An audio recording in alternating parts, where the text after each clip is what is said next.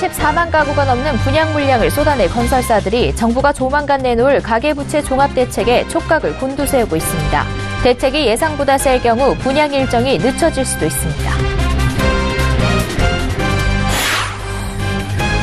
국내에서 첫 개발된 한국형 기동 헬기 수리호는 감사원의 부정적 감사 결과 군납품이 중단된 상태입니다. 그런데 이 같은 감사 결과가 부당함을 지적하는 주장이 나왔습니다. 오늘 한국은행이 금융통화위원회를 열고 기준금리를 현 수준으로 유지하기로 했습니다. 올해 경제성장률은 기존보다 0.2%포인트 올린 3%로 전망했습니다. 국내 면세점의 3분기 매출이 상승했지만 영업이익은 줄었습니다. 유커가 사라진 자리를 보따리상이 채우면서 비용이 증가한 탓입니다.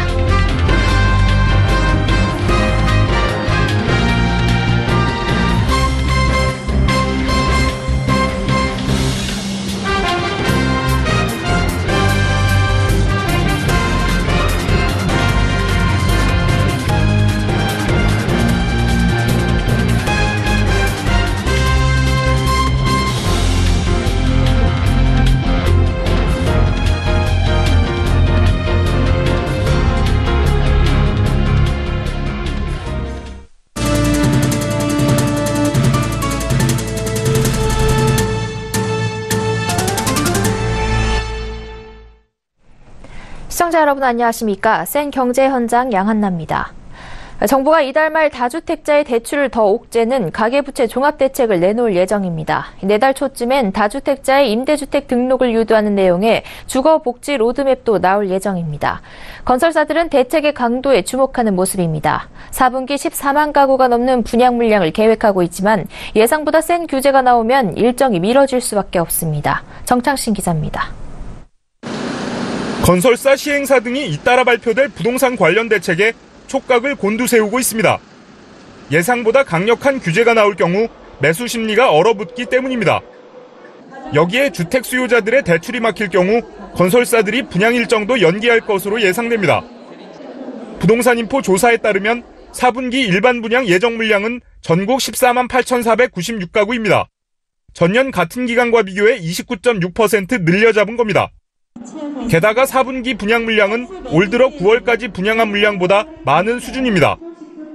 건설사들은 지난 1월부터 9월까지 전년보다 30%가량 공급 물량을 줄였습니다. 5월 조기 대선과 새 정부 들어 잇따라 내놓은 고강도 부동산 규제 대책 등 때문입니다. 1월부터 9월 수도권은 7만 78가구가 분양됐는데 전년 같은 기간과 비교하면 24% 줄었습니다. 같은 기간 지방은 7만 5,741가구가 분양돼 전년 동기 대비 34% 감소했습니다. 정부의 부동산 규제 대책으로 주택 거래량도 줄어든 모습입니다. 오늘 국토교통부가 발표한 1월에서 9월 주택 매매 거래량은 73만 7,100건으로 전년 대비 2.1% 감소했습니다. 특히 규제가 집중된 수도권이 지방보다 더 감소한 것으로 나타났습니다. 같은 기간 수도권 거래량은 39만 7,508건으로 전년 동기 대비 2.4% 감소했고 지방은 1.8% 감소했습니다. 건설사들은 최근 강남권 재건축 수주 과정에서 금품 살포 등으로 경찰 조사가 진행되며 홍역을 앓고 있습니다. 분양에 집중하기보단 새 먹거리 찾기에 나서야 한다는 지적이 나옵니다. 서울경제TV 정창신입니다. 국내에서 처음으로 개발된 한국형 기동 헬기인 수리호는 감사원의 부정적 감사 결과로 인해 현재 군납품이 중단된 상태입니다. 방사청이 저온 상태에서 헬기 주변에 얼어붙는 체계 결빙 인증을 통과하지 못한 수리호를 무리하게 군에 납품하도록 했다고 지적한 겁니다. 하지만 이 같은 감사원의 감사 결과에 대한 부당성을 지적하는 주장이 제기됐습니다. 김상윤 기자가 보도합니다.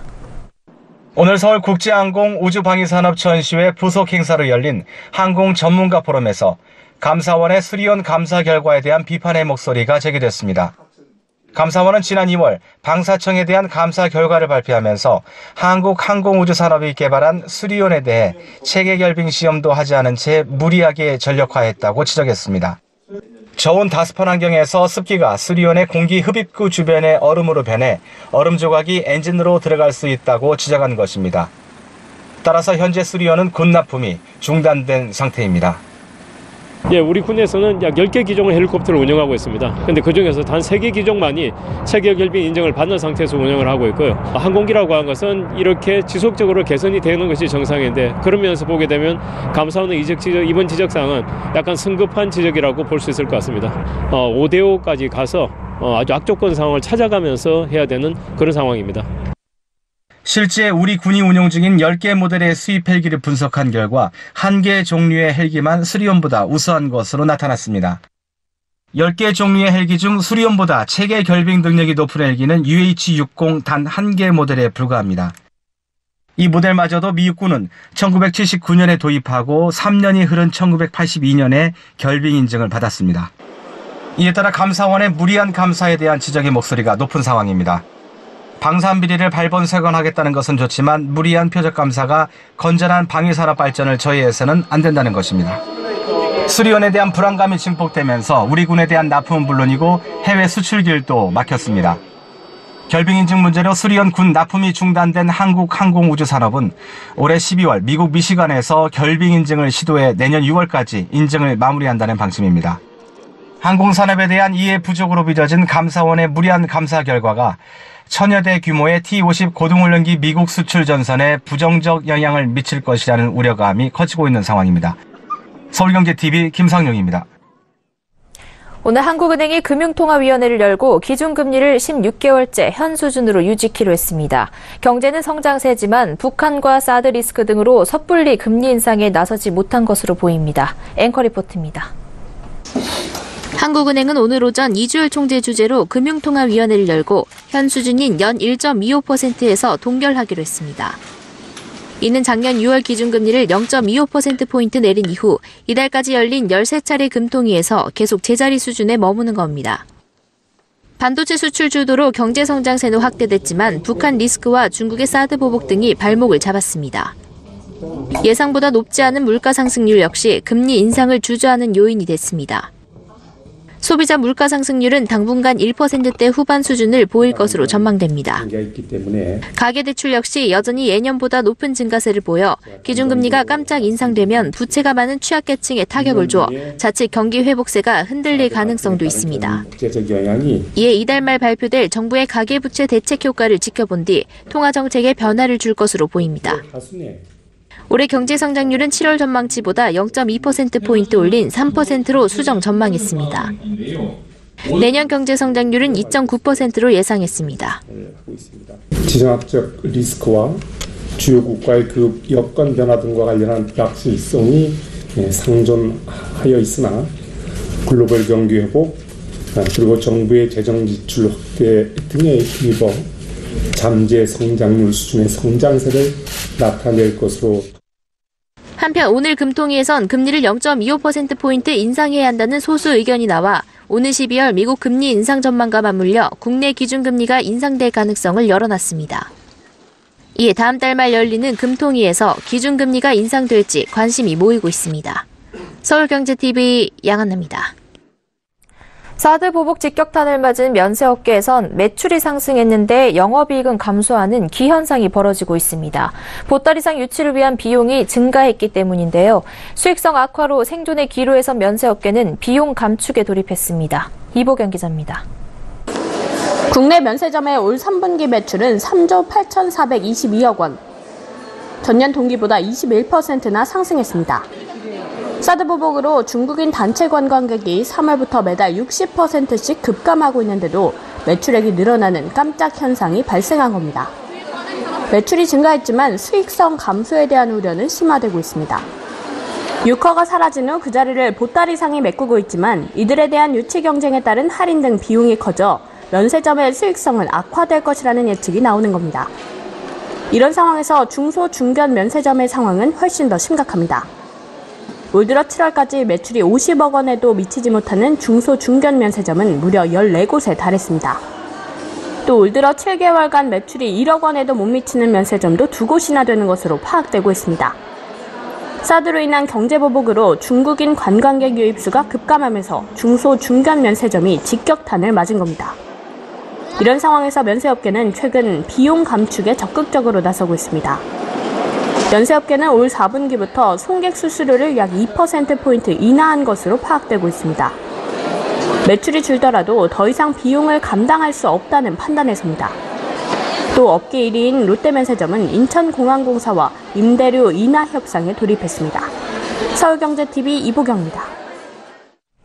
보험 사기 적발 금액이 역대 최대치를 기록했습니다. 차량 블랙박스나 CCTV 보편화로 자동차 보험 사기는 줄어들었지만 허위나 과다 사고 유형의 보험 사기는 늘었습니다. 특히 보험금을 타내기 위해 스스로 상해를 입히거나 고의로 불을 질렀다 적발된 사례도 있었습니다. 정훈규 기자입니다.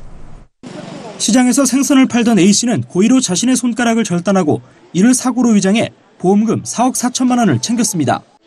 신발 판매장을 운영하는 B씨는 매출이 부진하고 재고품이 늘어나자 재고품 창고에 불을 질러 화재 보험금 40억 원을 타냈습니다. 올 상반기 적발된 대표적인 보험 사기 사례들입니다. 금융감독원은 올해 상반기 보험 사기 적발 금액이 3,703억 원으로 상반기 기준 역대 최대 규모를 기록했다고 밝혔습니다. 지난해 상반기와 비교하면 적발 액수가 223억 원, 6.4% 늘었고 적발 인원도 약 4만 4천 명으로 10% 넘게 증가했습니다. 1인당 평균 보험 사기 금액 역시 840만 원으로 고액화 추세를 보였습니다. 유형별로는 허위나 과다 입원 등으로 적발된 금액이 약 2,800억 원으로 전체 중 75.2% 대부분을 차지했습니다. 허위 입원 등은 비교적 범죄 행위라는 인식이 강하지 않기 때문에 다수가 보험금을 타기 위한 범죄 유혹에 빠지는 것으로 금감원은 분석했습니다. 이 밖에 고의로 사고를 유발하는 적극적인 형태의 보험 사기로 적발된 금액은 446억 원, 자동차 사고 피해 과정은 230억 원 수준이었습니다. 보험 사기 적발 인원 중 65세 이상 고령층 증가 추세도 눈에 띄었습니다. 고령층의 경우 대부분 과거 병력을 속여 보험에 가입하고 이미 있었던 질병과 관련해 보험금을 청구하는 유형이었습니다. 서울경제TV 정은규입니다.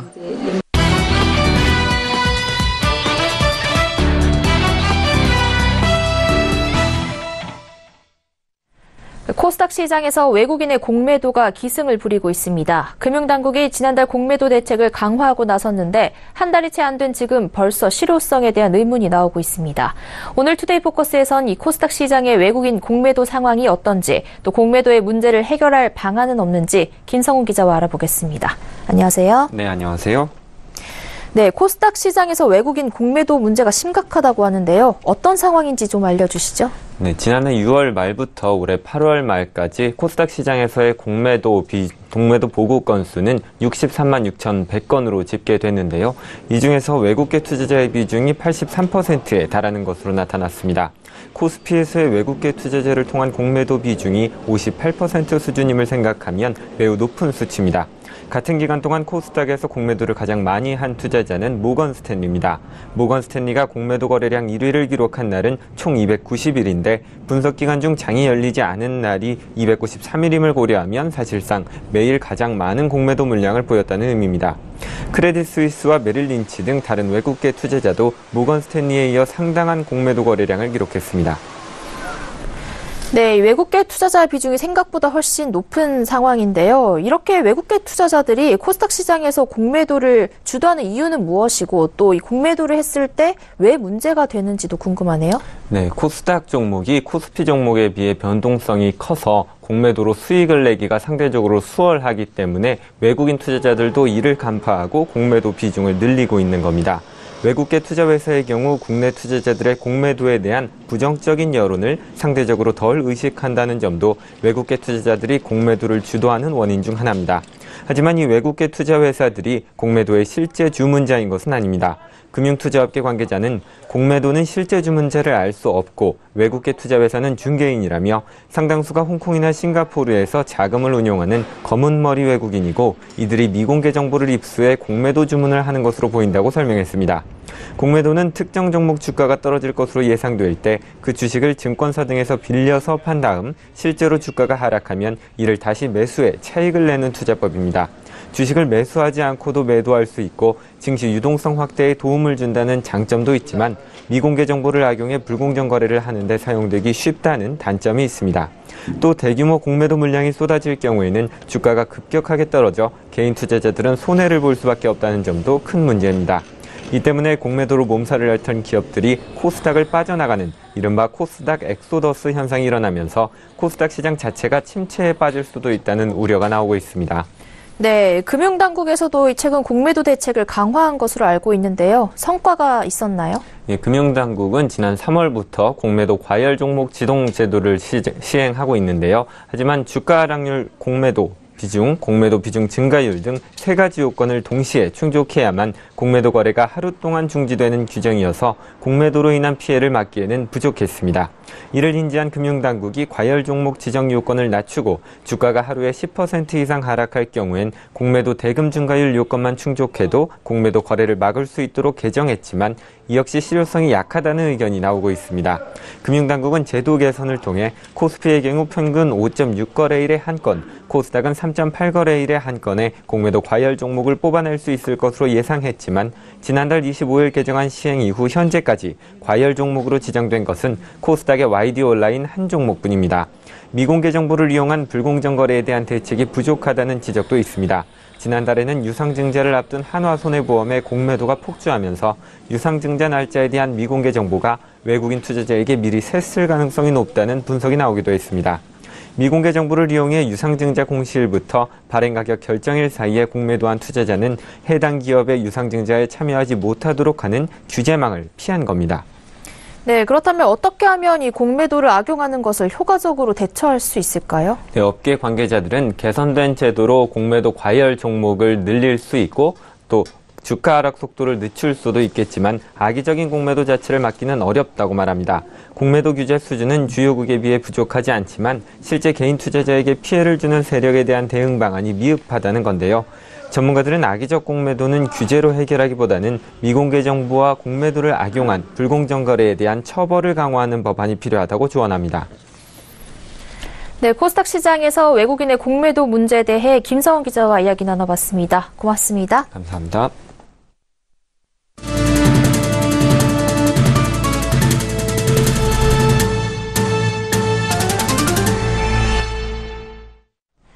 시진핑 중국 국가주석이 완전한 조국 통일을 거론하며 2050년까지 대만 문제를 해결하겠다는 뜻을 밝혔습니다. 시 주석은 어제 개막한 제19차 중국 공산당 전국 대표대회 업무보고에서 대만에 대해 하나의 중국을 재차 강조하며 국가 분열이라는 역사적 비극이 재현되는 것을 절대 용납치 않겠다고 말했습니다. 그는 그 어떤 형식의 대만 독립을 도모하는 분열 책동도 좌절시킬 수 있는 확고한 의지와 충분한 능력이 있다며 엄포를 놓았습니다. 시 주석은 이에 더해 완전 통일 실현은 중화민족 위대한 부흥의 필연적 요구로 중화민족의 근본 이익에 부합한다고 설명했습니다. 홍콩 명보는 시 주석이 2050년까지 중국몽을 실현하겠다고 밝힌 점으로 미뤄볼 때 2050년 이전에 대만 문제를 해결하겠다는 뜻을 내비친 것으로 해석했습니다. 시 주석은 대만과 중국은 하나의 중국이라는 점만 인정한다면 대화와 협상으로 동포의 관심사를 해결할 수 있을 것이라고 말했습니다. 외국인이 국내에 보유한 토지가 공시지가 기준 32조에 달하며 미국인이 전체 외국인 보유 토지의 절반 이상을 차지하고 있는 것으로 조사됐습니다. 더불어민주당 김정우 의원이 기획재정부 등에서 받은 자료를 분석한 결과 작년 말 외국인 보유 토지는 전국에 총 2억 3,355만 제곱미터였으며 공시지가 기준 32조 3,083억 원에 이르는 것으로 집계됐습니다. 국적별로는 미국인이 전체 외국인 보유 토지의 51%인 1억 1,963만 제곱미터를 보유해 최대 땅 부자인 것으로 나타났고 이어서 유럽인과 일본인, 중국인 순으로 비중이 높았습니다. 김정우 의원은 외국인 부동산 거래가 자유화된 이상 외국인 부동산 거래에 대한 보다 촘촘한 설계가 필요하다고 강조했습니다. 법정 최고금리를 20%까지 낮출 경우 52만 명의 저신용자가 제도권 대출을 받기 힘들어진다는 연구 결과가 나왔습니다. 김상봉 한성대 교수는 오늘 한국대부금융협회가 개최한 2017 소비자금융 컨퍼런스에서 법정 최고금리가 1%포인트 낮아질 때마다 금융권 전체의 저신용자의 3.6%가 줄어든다고 말했습니다. 최고금리가 낮아진 만큼 금융권은 리스크 관리를 강화하고 대출이 막힌 저신용자들이 제도권 밖으로 밀려 밀려난다는 겁니다. 김 교수는 법정 최고금리가 현행 27.9%에서 24%로 3.9%포인트 낮아질 경우 금융권의 저신용자 184만 6천 명 중 약 14%에 달하는 25만 8천 명이 금융권에서 배제될 것으로 예상했습니다. 또 이들이 제도권 밖에서 빌려야 하는 돈은 약 4조 6천억 원으로 추정했습니다. 최고금리를 더 낮춰 20%로 만들면 52만 3천 명이 제도권 대출을 받을 수 없으며 사금융을 통해 빌려야 하는 액수는 9조 3천억 원으로 추산됐습니다. 정부는 현재 27.9%인 최고금리를 내년부터 24%로 낮추고 이번 정권 내 20%까지 낮춘다는 계획을 밝혔습니다. 작년과 올해 크게 성장하며 내수 회복을 견인하고 있는 건설 투자가 내년부터 둔화하면서 2019년엔 감소로 전환될 것이란 예측이 나왔습니다. 우리금융경영연구소는 건설 투자가 작년 10.7% 증가했고 올해도 7.6% 늘어날 전망이지만 내년엔 3%까지 낮아지면서 본격적인 둔화가 시작되고 2019년 2분기에는 감소로 전환할 것이라고 전망했습니다. 이 같은 전망이 나온 것은 작년부터 건설 투자 선행지표의 감소세가 이어지고 있기 때문입니다. 주택 인허가는 작년 5.1% 감소한 데 이어 올해는 15.9% 줄 것으로 예상됩니다. 건축 인허가와 착공 면적도 2015년 정점을 기록한 이후 2년 연속 감소하고 있으며 작년 8월까지도 전년 대비 각각 마이너스 8.9%, 마이너스 11.7%를 기록했습니다. 토목까지 포함한 건설 수주 또한 48% 증가를 기록했던 2015년에 비해 크게 둔화했고 올해도 8월까지 3% 증가에 그쳤습니다. 정부의 사회 간접자본 예산 축소도 건설 투자 전망을 어둡게 하고 있습니다. 이낙연 국무총리가 일자리위원회가 발표한 일자리 로드맵과 관련해 비정규직의 정규직 전환은 모든 비정규직을 없애겠다는 것이 아니라 일정 기준 내 비정규직을 단계적으로 정규직으로 전환하자는 것이라고 강조했습니다. 이 총리는 이어 정규직 전환은 노동의 질을 개선해 삶의 질을 높이자는 취지라고 설명했습니다. 어린이가 자주 사용하는 매트 등 제품과 즐겨 찾는 놀이공원, 섭취하는 음식까지 일상생활 전반에 걸친 어린이 맞춤형 안전대책이 마련됩니다. 정부는 이 같은 내용이 담긴 어린이 안전대책 주요 추진 과제를 논의해 어린이 식품의 경우 안전기준 위반 시 무관용 원칙을 적용키로 했습니다. 성과 연봉제를 폐지한 공공기관 4곳 중 한 곳이 지난 5년 중 3년 이상 적자를 낸 것으로 조사됐습니다. 통계를 분석한 자유한국당 이현재 의원은 만성 적자 공공기관의 퇴출 규정 명문화, 주무부처의 공공기관 관리 책임성 강화 등 대책을 수립해야 한다고 강조했습니다. 4년제 대학생 10명 중 3명은 올해 취업 환경이 작년보다 어렵다고 느끼는 것으로 나타났습니다. 한국경제연구원의 조사 결과 올해 대졸 신규 채용 환경에 관한 질문에 34.2%가 작년보다 어렵다고 밝혀 작년보다 좋다는 답변보다 4배가량 많았습니다.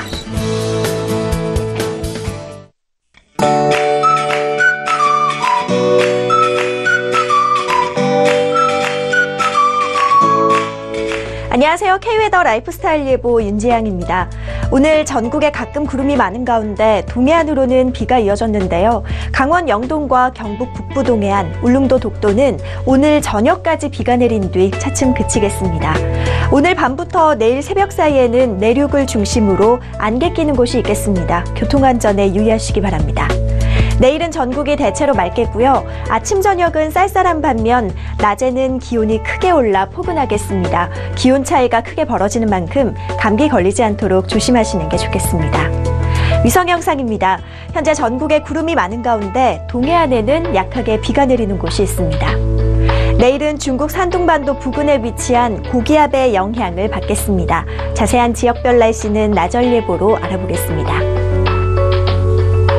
중부지방 맑겠습니다. 아침 기온 10도 안팎으로 오늘보다 낮겠고요. 낮 기온은 오늘보다 조금 높겠습니다.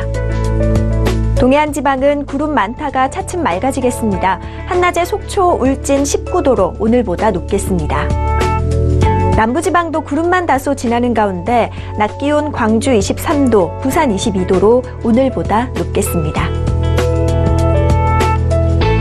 물결은 남해상에서 최고 4m로 매우 높게 일겠습니다.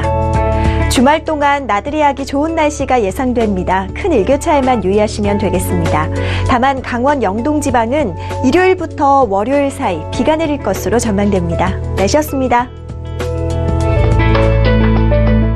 경제 현장 여기까지입니다. 시청해주신 여러분 고맙습니다.